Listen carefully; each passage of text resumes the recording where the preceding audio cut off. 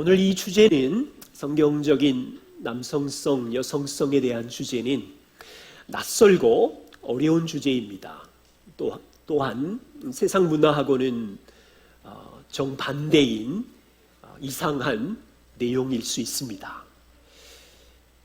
그런데 이 주제를 교회는 성경의 말씀이기에 하나님이 주시는 행복의 원리이기에 붙들고 지키기를 원해서 말씀을 나눕니다. 한 사례를 말씀드리면 2014년 애플의 최고 경영자인 팀 쿡이 커밍아웃 선언을 했습니다. 애플 아시죠? 세계 최고의 기업. 책임자가 나는 내가 동성애자라는 사실이 자랑스럽다. 이는 신이 내게 준 선물 중 하나라고 생각한다.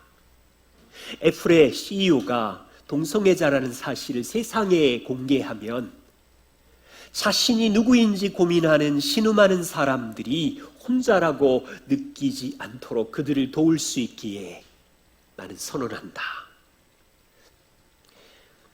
미국은 이미 2015년에 50개 주 합의하에 동성결혼 합법화가 통과되었어요. 2019년까지 제가 자료를 보니 전 세계적으로 28개국이 동성결혼 합법화 법안이 통과되었습니다. 무슨 뜻인가요? 우리가 사는 세상은 한 남자와 한 여자가 가정을 이루는 성경적인 가치관이 이제 고대의 유물이 되어가고 있다는 현실입니다. 이제는 한 남자와 한 여자가 결혼하고 가정을 이룬다는 이야기를 하면 비난받을 수 있어요.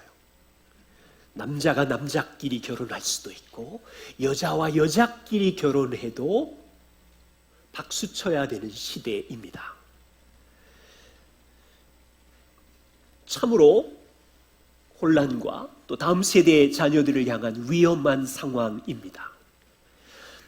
이와 같은 시대에 주님의 은혜교회는 가정과 결혼에 대한 하나님의 마음을 성경적인 가치를 따라서 가정을 세우고 교회를 세우며 그래서 이 열매로 세상에 증거하는 공동체로 존재합니다. 결혼은 사람이 만들어낸 아이디어도 아니고 정부나 탁월한 지혜자들이 조직한 구조가 아니지요. 사람의 이성과 개인적인 만족의 선택에 따라서 이렇게 저렇게 선택할 수 있는 풍습이 아니라고요. 하나님의 마음이 담겨있는 놀라운 비밀이 담겨있는 이 결혼, 그 위에 우리의 가정을 세우고 우리의 교회를 세우는 것입니다. 오늘 말씀은 크게 세 가지인데요. 하나님께서 디자인하신 남성됨과 여성됨은 상호 보완입니다. 그런데 이것이 마태복음 창세기 3장부터 첫 번째 가정부터 죄로 인하여 무너졌어요. 어떤 현실과 어떤 혼란이 있는지 살펴볼 것이고, 교회는 이 어두운 이 가치가 무너져가는, 교회도 이것을 정말로 구체적으로 정확하게 가르치지 않는 시대 속에서 우리는 어떻게 이것을 가정과 교회에 세울 것인지 함께 나누려고 해요. 우리 자녀들은 아직 결혼이 먼 것 같지만 여러분들은 아빠를 통해서 남성성을 배우고 엄마를 통해서 여성성을 배우며 두 분의 결혼 안에 하나님의 은혜의 현장이 어떻게 되는지를 보면서 여기 있는 다음 세대의 자녀들도 이 말씀이 필요하고 중요하고 그렇게 살아야 합니다. 첫 번째입니다. 하나님은 남자와 여자를 동등한 존재로 지으셨는데 그냥 동등이 아니라 하나님의 형상대로 동등하게 지으셨어요. 상호 보완이라는 말이 좀 낯설지요. 간단하게 정리하면 남자와 여자는 하나님의 형상대로 가치와 존엄성에서 동등한 존재이지만 하나님의 형상대로 역할이, 책임이 달라요. 그게 상호 보완이라는 의미를 간단히 설명한 겁니다. 창세기 1장 27절에 보시면 하나님께서 당신의 형상, 하나님의 형상대로 사람을 창조하시되 중성 한 종류만이 아니라 남자와 여자를 한 종류로 만들었으면 하나님의 형상이 아니에요. 남자와 여자로 하나님을 닮아 창조하시고 너희들을 통하여 온 세상에 생육하고 번성하여 충만하고 정복해라. 단 한 사람으로 지으셨다면 하나님의 형상이 아니에요. 하나님의 형상대로 두 독립된 남자와 여자를 지으셨고 동물의 형상대로 대충 지은 것이 아니라 하나님의 성품과 하나님의 본질을 닮도록, 완전하지는 않지만 재밌어요. 남자만 하나님의 형상이 아니라, 남자는 하나님의 형상이고 여자는 동물의 형상이 아니라 똑같이 둘 다 하나님의 형상대로 지었다는 거예요. 웨인 그루덤은 이렇게 표현합니다.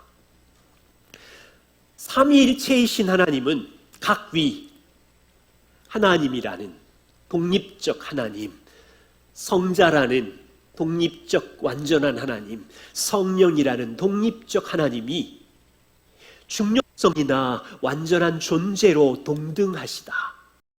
그분의 형상대로 남자와 여자는 동등하게 지음을 받았고 모두 동등하기에 남자도 여자도 삶을 통하여 하나님의 본성과 성품을 삶에서 나타낼 수 있도록 지으셨다.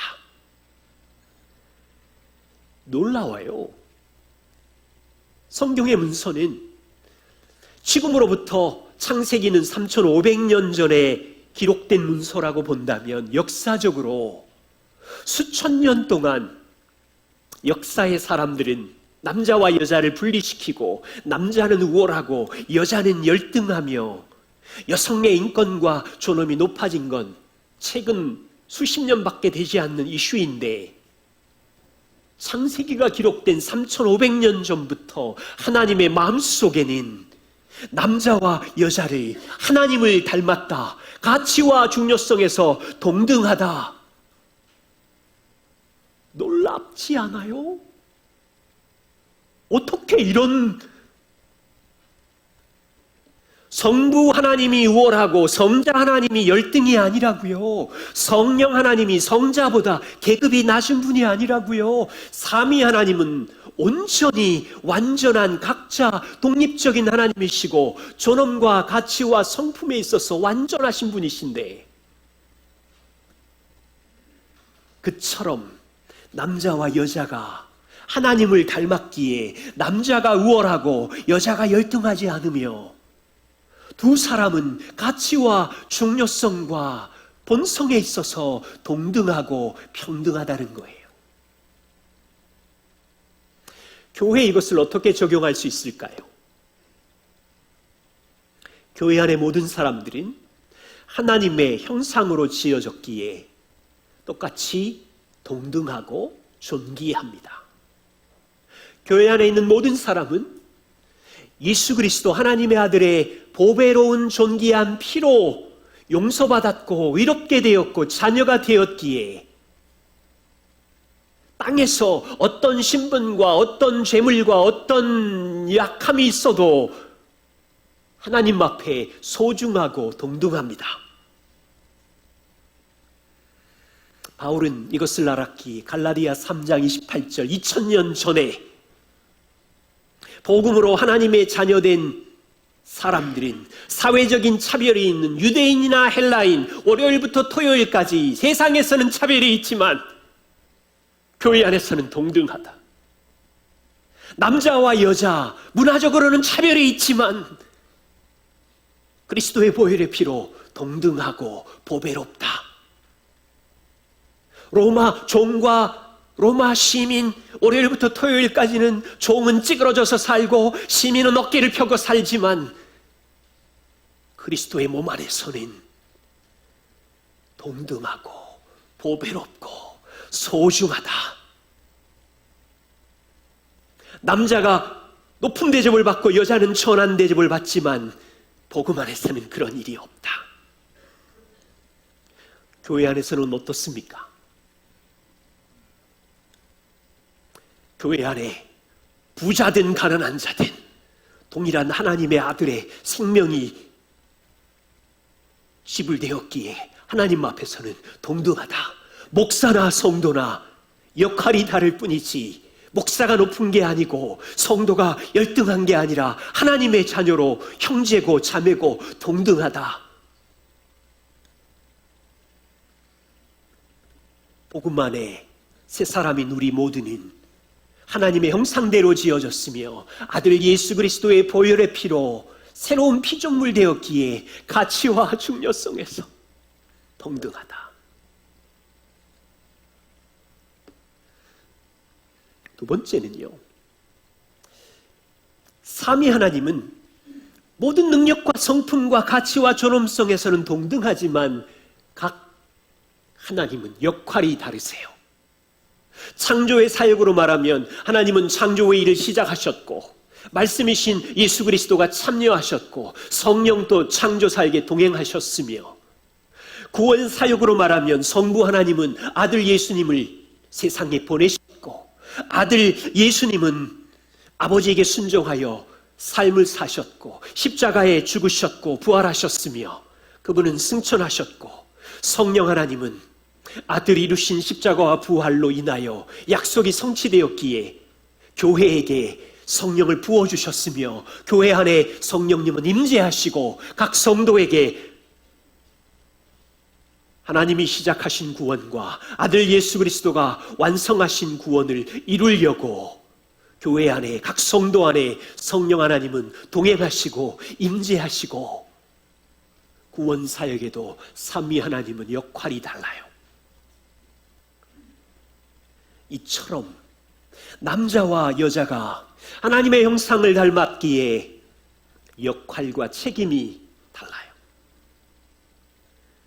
남자는 가정에 일하는 질서에서 머리됨의 위치에서 인도자의 역할을 하고 있고, 창세기 2장 18절 말씀처럼 여자는 남성과 동등하지만 돕는 배필이라는 역할을 하면서 함께 하나님이 맡기신 에덴 동산을 일구고 번창하게 하고 번성하게 하고 맡겨주신 동산을, 하나님의 나라를 함께 섬기고 있는 한 팀 하나가 되었다고요. 그런데 사람들은 이상하게 이해해요. 여자들은 내가 돕는 자야? 열등하다고? 잘못된 이해를 하는 거죠. 성경에 보세요. 곳곳 속에 하나님은 내가 너희를 돕는 자야. 하나님이 열등해요? 선생님이 학생인 여러분들을 돕는다고 선생님이 학생보다 열등해요? 부모가 자녀를 돕는다고 부모가 자녀보다 열등해요? 아내가 남편을 돕는다고 열등한 것이 아니잖아요. 아내는 남편과 동등하고 존귀한 존재이지만 역할이 하나님의 나라를 세울 때 돕는 자라는 거죠. 축구 경기장에서 누구는 골키퍼고 누구는 수비수고 누구는 공격수고, 언론이나 사람들은 공격수 한두 사람만 좋아하지만 그들은 동일한 한 팀이고 한 몸이고 한 승리를 위해서 일하는 것처럼, 신학자 안드레아스 캐스텐버거는 이렇게 말합니다. 결혼과 가정에 대한 1차적인 책임과 궁극적 권위는 남자의 몫입니다. 이것은 사람의 생각이 아니라 창세기에 나타난 하나님의 원리인데, 예를 들면 남자는 여자가 창돌되기 전에 땅을 정복하는 일에 남자가 먼저 시작하였으며 동물들의 이름을 지었고 또 선악을 알게 하는 나무의 열매를 먹지 말고 에덴 동산을 지키라는 명령을 남자가 받았습니다. 또한 남자는 여자의 이름을 지었습니다. 남자의 머리됨을 창세기는 설명하고 있죠. 또 하나의 근거는 죄는 누가 먼저 지었죠? 아담이에요, 하와예요? 하와가 사탄의 유혹을 받았으면 아담은 하와에게 손가락질을 하고 너 때문이야 라고 해야 되는데 하나님은, 성경은 하와의 타락이라고 하지 않아요. 내버려둔 아담의 인도자의 역할이었어요. 아담의 죄, 아담의 타락이라고 하는 거죠. 하나님이 인류의 죄의 책임을 여자가 아니라 남자에게 물으신다는 사실, 그것이 남자가 가정의 책임자이고 일차적인 인도자라는 의미입니다.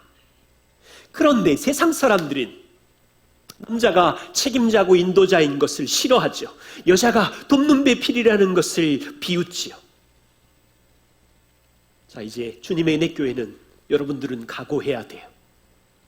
이 진리를 말하고 이 진리를 이웃에게, 친구들에게 입을 열기 시작하면 그들은 우리를 비웃고 손가락질할 각오를 해야 한다는 거죠. 그런데 우리의 이 신념은 편협한 나의 고집이 아니라, 유교적인 사상이 아니라 남자와 여자를 만드신 하나님의 설계이기에 이것을 믿는 거죠. 레이 오트런드라는 목사님은 이렇게 말했어요. 성경이 제시하는 통찰력은 대담합니다. 세상과 다르니까 대담하대요. 머리인 남자와 돕는 자인 여자 사이의 상호작용은 인간 사회가 발전해 가면서 일어난 진화론적인 돌연변이, 그것이 아니라는 거예요. 사람들은 그렇게 이해하죠. 이제 이성과 합리성이 있으니 사회의 역사의 진화론적인 면에서 그것은 인간 고유의 존재론적인 본질에 해당하는 하나님의 한 수의 지혜인데, 머리인 남자와 돕는 자라는 여자에 대한 이것은 하나님의 지혜로운 창조이며 어떤 신의 개팍하고 독단적이고 비정상적인 것이 아니라 그분의 탁월한 지혜가 담겨있는 영구적이고 영화로운 실제입니다. 남자의 머리됨, 여자의 돕는 배필이 하나가 되어서 추는 상호 보완의 이 아름다운 춤은 하나님이 누구신지를 대변하며 세상에 하나님의 지혜를 보여주는 그림이거든요. 자, 그런데 첫 번째 가정이 어떻게 되었어요?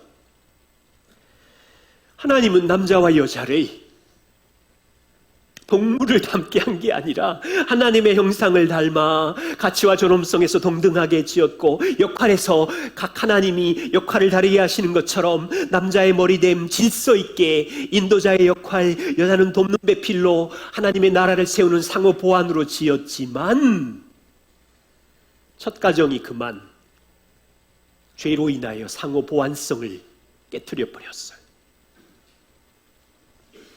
남자 아담은 아내를 사랑하고 희생하는 머리로 살지 못하고 아내를 보호하지 못하고 도망가요. 여자 하와는 남편을 도와 에덴 동산을 가꾸지 못하고 유혹에 넘어가 죄를 지어요. 이때 하나님께서 창세기 3장 16절, 너는 남편을 원하고 남편은 너를 다스릴지니라, 앞으로 진행될 상황을 말씀하셨어요. 여기 이 한 구절 참 생각해 보셔야 되는데, 이 원한다는 히브리어는 테슈카예요. 욕망, 갈망이라는 뜻이 있어요. 구약 성경에 딱 3번 기록되어 있어요. 여기 3장인데 4장 7절에 가인이 동생 아벨을 미워하면서 살인하는 그 장면에 한 번 나오고, 아가서 7장 10절에 나와요. 자, 이 3장 16절의 의미가 무엇인지 이해하려면 창세기 4장 7절 이 말씀을 여러분들이 이해하셔야 되는데, 가인이 동생 아벨을 미워하고 증오하자 하나님이 가인에게 이렇게 말씀하세요. 가인아, 죄가 너의 마음의 문에 엎드려져 있어. 죄가 너를 원하고 있는데 너는 죄를 다스려 짓밟아라. 그때 다스린다는 말이 테슈카, 욕망, 원한다는 말이 테슈카, 욕망인데, 자 보세요.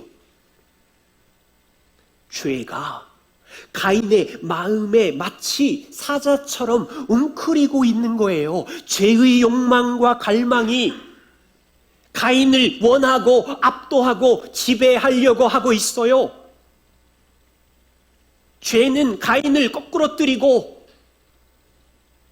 가인을 죄의 노예로 만들고 싶어 하는 거예요. 그때 하나님이 위기구나. 가인아, 잠깐, 죄가 너를 웅크리고 너를 원하고 있는데 너는 반드시 죄를 다스려라. 다스리지 못하지요. 어떻게 돼요? 동생 아벨을 죽이지요. 첫 번째 살인자가 되는 거예요. 자, 창세기 3장 16절로 돌아와 보세요. 여자를 향한 죄의 욕망, 거기 웅크리고 있어요. 너는 남편을 원하고 죄라는 욕망이 여자의 마음에 웅크리고 삼키려고 해요. 죄의 욕망은 여자가 남자를 지배하고 싶어 하는 거예요. 죄의 욕망을 따라 여자가 죄에게 마음을 내어주면 남자의 머리됨의 위치를 빼앗고 자기가 하고 싶은 대로 억지로 가정을 주관하고 지배하려는 욕망으로 확대가 되는 거예요. 하나님은 남편은 너를 다스릴 것이니, 하나님은 남편에게 가정을 사랑 안에서 섬기면서 인도하고 이끌어서 하나님의 성품을 닮은 사랑의 섬김과 인도를 부탁하셨는데, 남자의 마음에 있는 죄의 욕망은, 사랑의 섬김은 저 기퉁이에 던져버리고 가정을, 아내를 군림하고 강압적인 방법으로 여자를 죄압하고 지배하는 욕망으로 간다고요.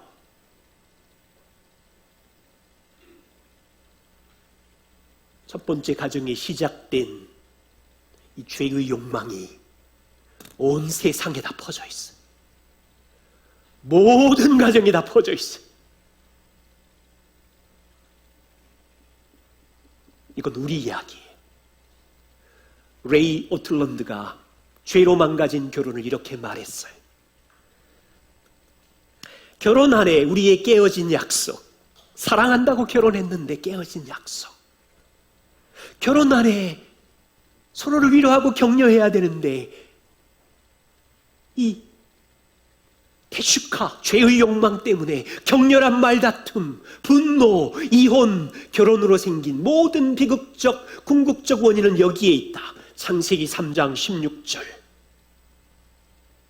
이 안타까운 말씀 때문에 보세요. 아내가 어떻게 하는지. 아내가 자기를 돌보고 부양할 책임을 다하지 못하는 남편을 보면서 남편의 자리를 메우려고 남편의 머리됨을 끌어내리고,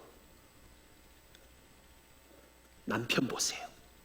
남편은 자신의 소극성을 비난하는 아내에게 머리됨에 상처를 입었으니 같이 맞서서 사랑과 섬김이 아니라 함께 분노하고 은밀하게 침묵하고 회피하고 때로는 폭력적으로 응징하는 추가적 역기능을 예고하면서, 하나님은 결혼을 한몸 되어서 하나님의 나라를 일구라고 세워주셨건만 죄의 싹시 첫 번째 가정뿐 아니라 우리 모든 가정에 뿌려져서 남자와 여자는 상대의 약점을 물고 늘어짐으로써 점점 서로를 이해하지 못하고 괴로워하다가 외로움과 소외감을 느끼는 악순환을 되풀이하며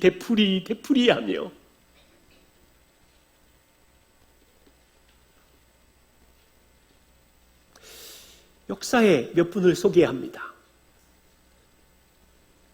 여러분, 1700년대 아주 탁월한 학자 루소를 아시나요? 계몽주의 사상가이고요. 사회학자인데 이분은 그 유아교육 이론을 만들었어요. 그리고 얼마나 모유수유가 좋은지 또 설명했고, 루소에게 5명의 자녀들이 있었어요. 그런데 여러분 기록을 찾아보세요. 5명의 자녀들이 모두 다 고아원에 보낸 비정한 아버지. 어떤 책에는 양육할 돈이 없다고 말하는 데도 있고, 어떤 자료에는 공부에 방해가 되어서였는지도 모르겠고, 어쨌든 5명의 자녀를 고아원에 보낸 무자비한 아버지. 업적이 많으면 뭐해요? 두 번째, 어니스트 허밍웨이를 아세요?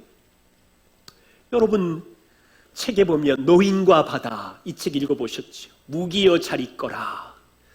누구를 위하여 총을 눌리나. 위대한 작품을 쓴 대문호입니다. 1954년에 노벨 문학상을 수상했고요. 해밍웨이의 가정이 어떤 줄 아세요? 4번 결혼했어요. 3명의 자녀가 있어요. 3명의 자녀 중에 둘째 아들 그레고리는 아버지하고 똑같이 4번 결혼했어요. 마지막 아내와 이혼한 뒤에 그레고리는 성전환 수술을 하고 여자로 살았어요. 그러다 61세 스스로 목숨을 끊었어요. 세계 제2차 대전을 영국을 승리로 이끈 윈스턴 처칠 아세요? 1965년에 돌아가셨는데 영국의 42대, 44대 수상을 2번이나 지내고 노벨 문학상까지 받은 역사의 위대한 인물이죠. 처칠에게는 1남 4녀의 자녀들이 있었어요. 가정은 생각보다 비극적이에요.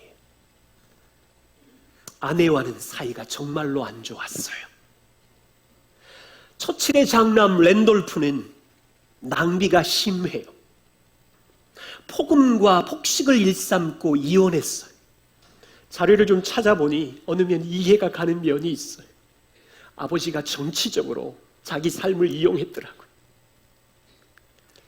1968년 장남 랜돌프는 알코올 중독으로 사망했어요. 딸 1명은 아마 2살이 안 되어서 일찍 죽었고요. 딸 다이애나는 1963년에 스스로 목숨을 끊었고요.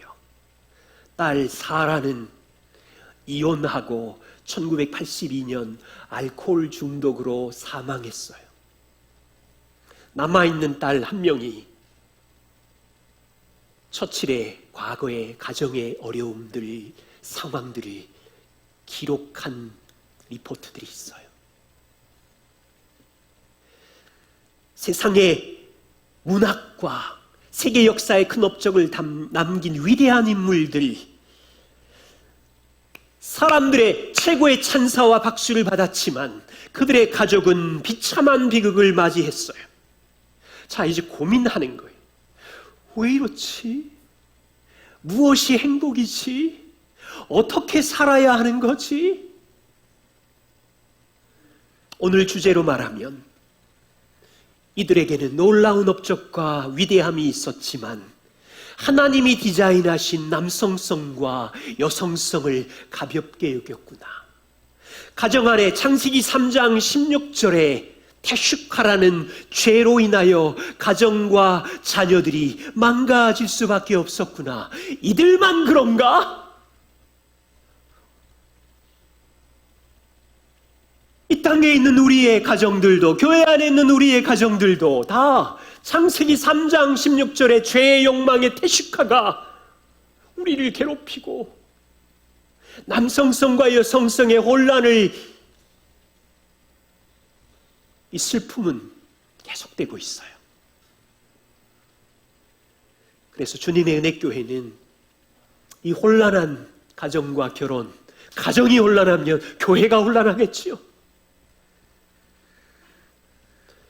창세기에 담긴 하나님의 남성성과 여성성을 계속 배우고 가르치기를 원하는 것이요. 세 번째입니다. 저와 우리는 복음으로 새롭게 된 가정을 섬기고 있고 복음으로 낳은 교회 공동체를 함께 살아가고 있어요. 이 하나님의 마음을 어떻게 세울 수 있을까요? 저희 교회는 이 주제를 여러 번 나누었습니다. 특별히 여러분과 씨름한 복음에 견고한 그리스도인이라는 책에는 여자에게는, 돕는 배필 여자에게는 두 단어로 설명을 했어요. 남편에게 복종과 남편을 존경하는 일. 남성성에 대해서는 네 단어로 설명을 했어요. 인도자이고 공급자이고 보호자이고 사랑하는 사람. 오늘은 시간도 짧고 여성성에 대한 한 가지 순종, 복종에 대한 말씀을 드리겠고, 남성에게는 주님이 사랑하듯 사랑하는 원리를 나누려고 해요. 여기 계신 여성 여러분, 남자는 빼고 에베소서 5장 22절과 골로새서 3장 18절 말씀을 여성분들이 같이 읽겠습니다. 같이 읽어요.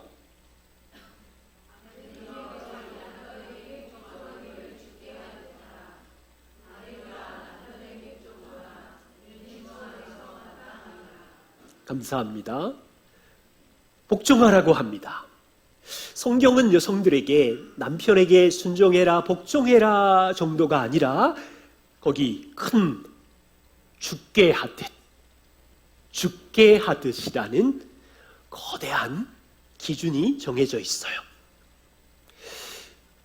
하나님 없이 사는 세상에서 여성분들에게 복종하라, 여성평등주의가 유행하는 문화에서는 참 비웃음의 대상인데, 여기 복종에 대한 의미를 여성분들은 잘 이해했으면 좋겠어요. 성경이 복종이라고 말할 때 여자들이 아무 말도 못하고 위축되어서 남편이 시키는 대로 힘든 일을 해야 하는 굴욕적인 종이 되라는 의미는 1도 없어요.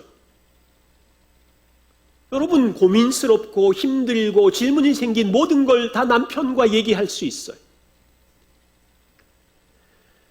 그리스도인의 복종은 세상 사람들이 생각하는 그런 굴욕적인 종이 아니에요. 지배당하거나 강제적인 그런 게 아니라고요. 하나님께서 온 역사와 만물을 통치해 가시고 유지해 가실 때 상황에 따라 복종을 각 영역에게 명령하신 것을 잘 이해하셔야 돼요.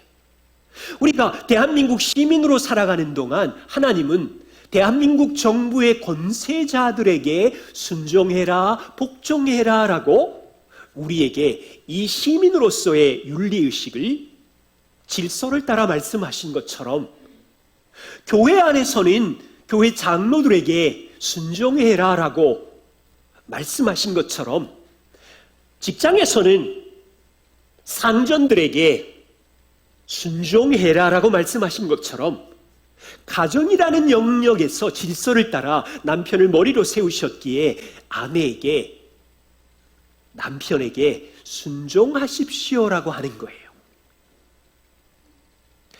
모든 그리스도인들은 각자 주신 해당 영역에서 주님의 명령을 따라 부르심을 받았을 때, 또 다른 상황에서는 내가 권위를 행사하면서 부름을 받도록 질서 안에 우리를 두신 거예요.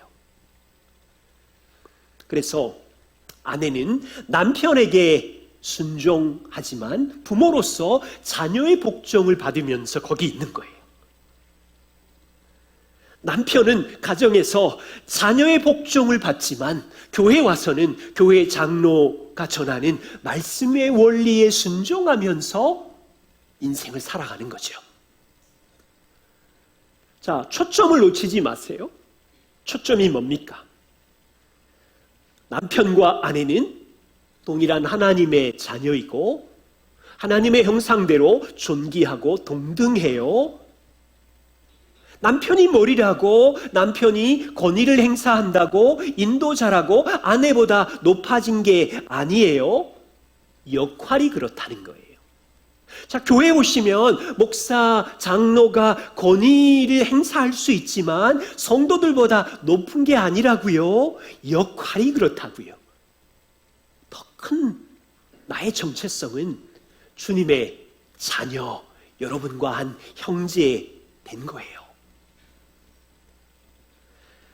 권위가 있다고 높아지거나 더 존귀하다는 뜻이 아니고, 권위에 복종한다고 가치의 존엄성이 깎이거나 열등한 게 아니라고요. 하나님께서 각 영역을 다스리는 원리에 우리가 순종하는 거라고요. 아내 여러분, 남편에게 순종하는 이유는, 자, 세상은 이렇게 말해요. 남편의 어떠함 보고 순종할게. 남편이 나한테 말하는 것 보고 순종할게. 남편이 나한테 해주는 것 보고 할지 말지는 내가 결정할게. 남편이 충분히 돈 잘 벌어오는 능력이 있으면 내가 그냥 순종할게. 남편이 부드럽고 상냥하게 말하면 나도 부드럽고 상냥하게 말할게. 네가 힘들게 말하면 나도 어떻게 하는지 알지? 그게 아니라고요. 한 번도 그렇게 말씀한 적이 없어요. 에베소서 5장 23절입니다. 이는 남편이 아내의 머리됨이 그리스도께서 교회의 머리됨과 같으니, 여자의 머리이신 그리스도께서 이 남자를 그 가정의 머리됨의 위치에 세워주신 거예요. 그래서 여자가 남편의 머리됨을 인정하고 존중하는 것은 여자의 머리이신 그리스도를 존중하고 순종하는 거예요. 여러분, 세상의 여자는 이런 개념을 이해할 수도 없어요. 받아들일 수도 없어요. 오케이. 둘만 보이겠죠. 그러니까 네가 하는 말, 내가 하는 말, 그거 갖고 싸울 수밖에 없지만, 여기 복음으로 구원받은 여성 여러분, 여러분의 주인이 누군가요? 내 눈에는 보이는 배우자이지만, 남편이지만, 여러분은 주인이신 그리스도에게 순종하고 있는 거예요.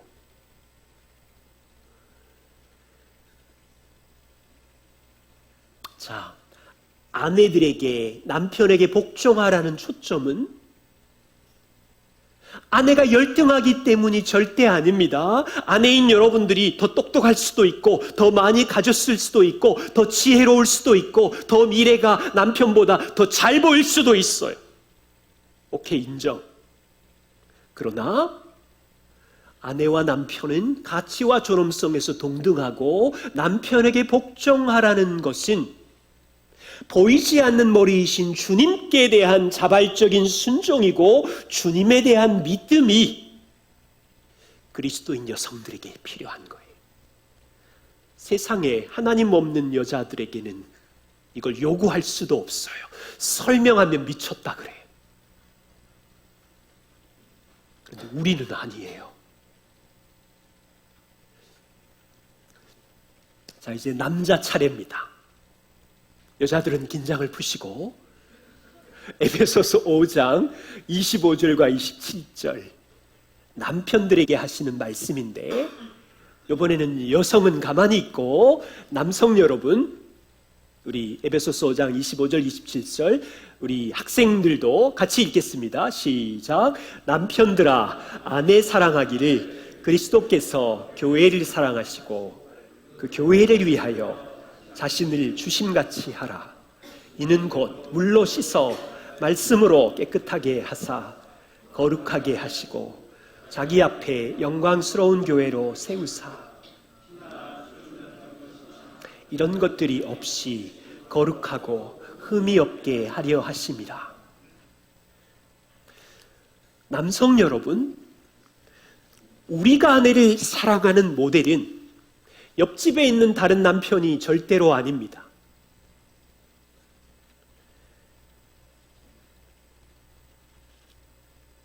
다른 남편의 결혼의 목적은 하나님 없는 가정 보세요. 내 여자에게 넉넉한 통장을 남기는 거예요. 하나님 없는 다른 남자들의 결혼의 목표는 아내에게 외제차 사주는 목표예요. 그런데 하나님은 그리스도인 남자들에게 그런 목표를 주신 적이 없어요.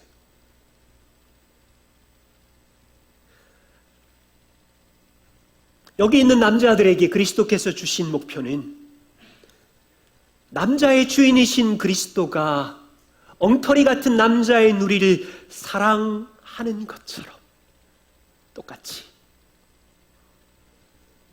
주인이신 그리스도가 사랑하는 이 여성을 사랑하라라는 거예요.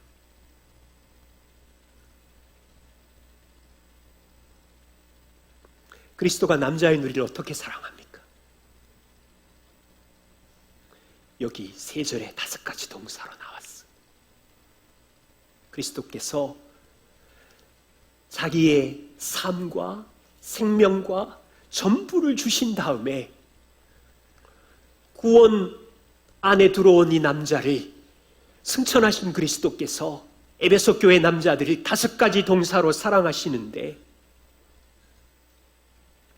자기를 전부를 주심처럼 남자의 인생에 이 남자를 사랑하시고 남자가 죄를 지으면 주인이신 그리스도께서 말씀으로 이 남자를 깨끗하게 씻으시고 죄를 씻으시고 남자 안에 있는 썩은 정욕과 더러운 동기들을 말씀으로 거룩하게 하시고 그래서 남자의 주인이신 그리스도가 남자가 살아가는 인생 내내 말씀으로 씻으시고 거룩하게 하시고 목적이 뭐냐면 영원한 신랑이신 당신 앞에 이 남자를 흠도 티도 없이 세우시는 목적을 위하여 승천하신 그리스도는 여기 계신 남자들 인생에 구체적으로 개입하셔서 이 5가지 동사로 사랑하시는 일을 하고 있는 건데 남편인 여러분들에게 그렇게 일하시는 주님께서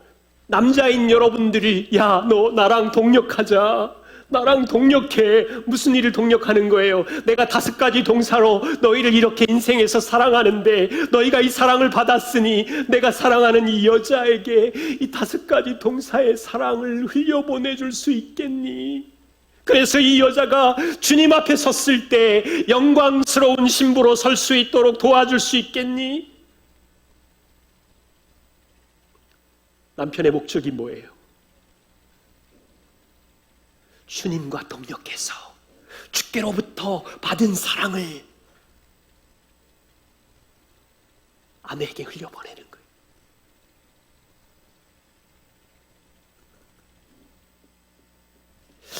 솔직히 고백할게요. 제가 20대에는 이런 남편의 비전 역할을 1도 몰랐어요. 길미란이 예뻐서 결혼했고 진짜예요. 갈수록 더 예뻐져요. 착해서 결혼했고 열정이 있어서 결혼했고 나한테 없는 비전과 이런 게 있어서 결혼했는데 여러분 결혼해서 살아보니 아내는 몸이 약해요. 감정이 약해요. 마음도 약해요. 일은 저질러 놓고 뒷감당은 제가 해야 돼요. 비전이 있으니까 빨리 가는데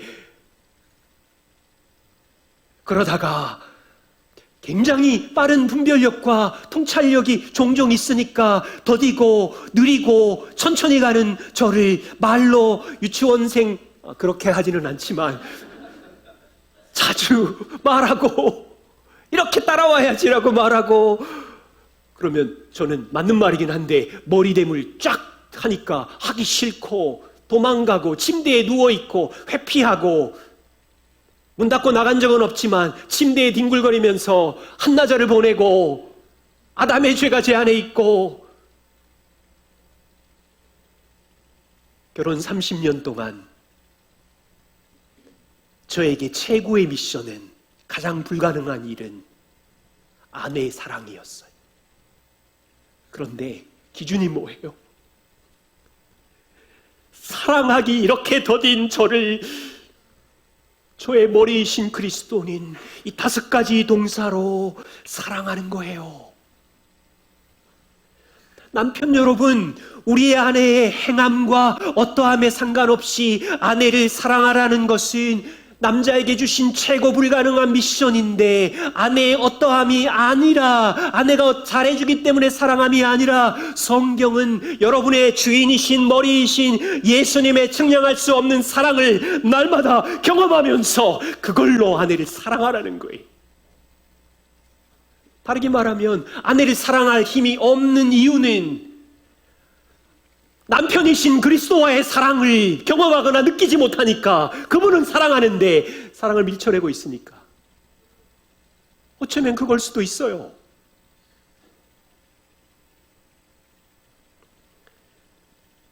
남자인 우리는 이기적이고 자기밖에 모르고 게으르고 약해 터졌는데, 망가진 모습을 나도 인정할 수밖에 없는데, 머리이신 그리스도는 저를 버리지 아니하시고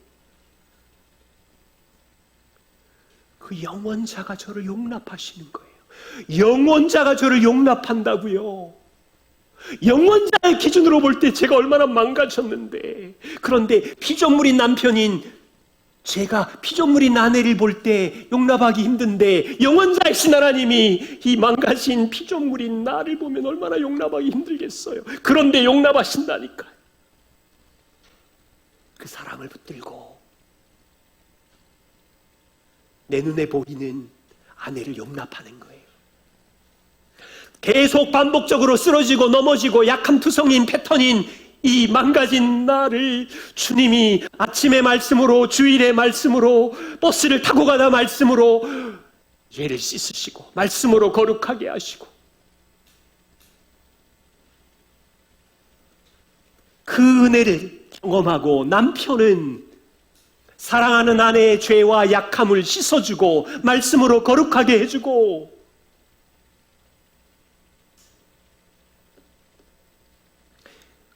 남편 여러분, 하나님은 여러분 한 사람 한 사람에게 최고의 영광스러운 특권을 맡기셨어요. 무슨 특권이요? 세상 남자들은, 부자들은 아내에게 100억, 1000억의 재산을 주려고 해서 내가 얼마나 멋진 남자인지 당신이 인정해 안 해? 어떤 남자는 내가 국회의원이라는 아내, 당신은 국회의원 아내라는 명예를 주려고 내가 최고의 상남자인 거 인정해 안 해?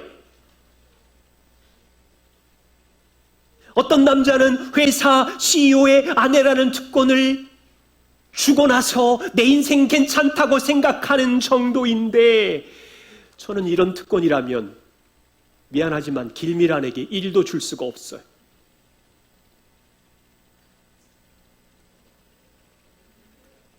그런데 복음을 믿는 남자들에게 여러분이 상상도 못하는, 그 어떤 남자도 해결할 수 없는 영광스러운 각 남자들에게 주신 특권이 있는데, 그리스도와 동역해서 그리스도가 사랑하는 이 여자 배우자를 우주의 왕 앞에 주님의 신부로 거룩하게 세울 수 있는 특권을 주셨는데, 어떤 방법으로? 남편인 여러분들이 주인이신 그리스도와의 사랑을 물붓듯이 경험해서 그것을 경험한 것을 흘려보냄으로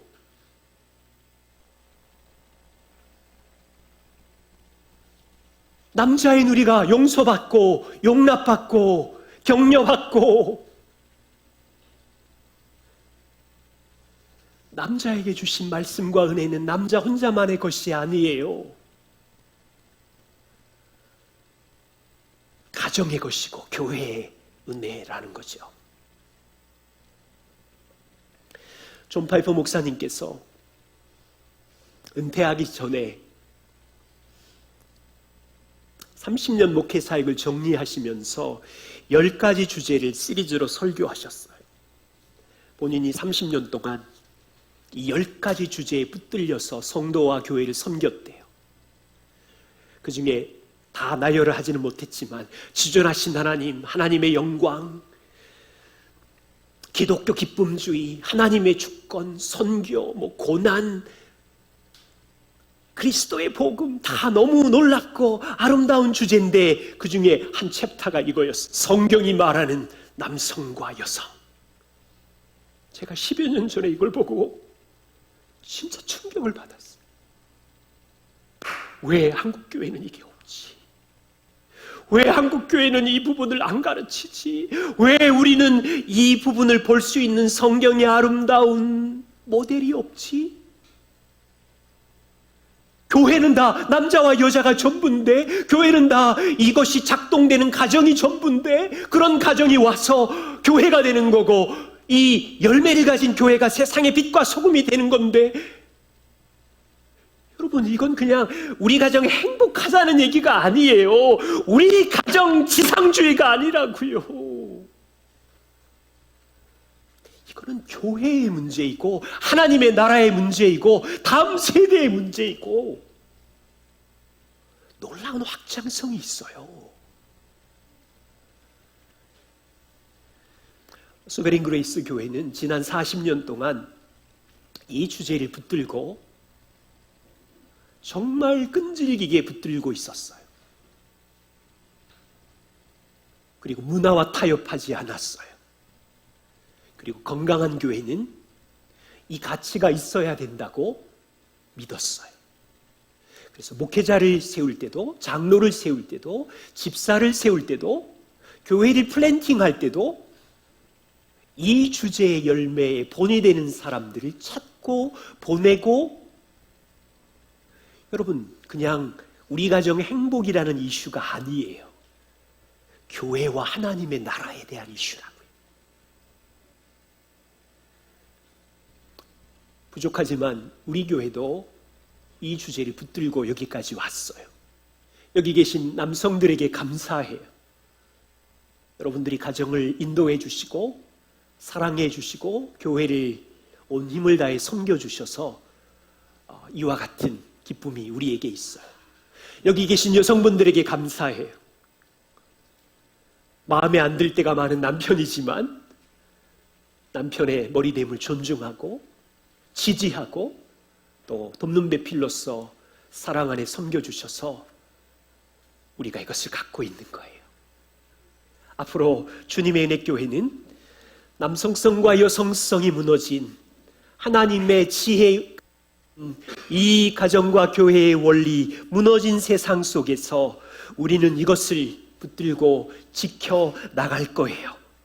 여기에 하나님이 약속하신 지혜와 행복이 있음을 믿는 거죠. 교회는 위험한 시간을 보내고 있어요. 다음 세대는 굉장히 위험한 문화 속에 살고 있어요. 토크쇼든지 학교 책이든지 어디에도 성경적인 하나님의 원리를 배울 수 있는 곳, 모델이 볼 수 있는 곳이 없어요. 우리가 모델로 살아야 하고 이 교회가 이 진리를 지켜나갈 때 세상에 하나님의 아름다운 지혜의 마음이 계속 전수될 수 있습니다. 기도하겠습니다.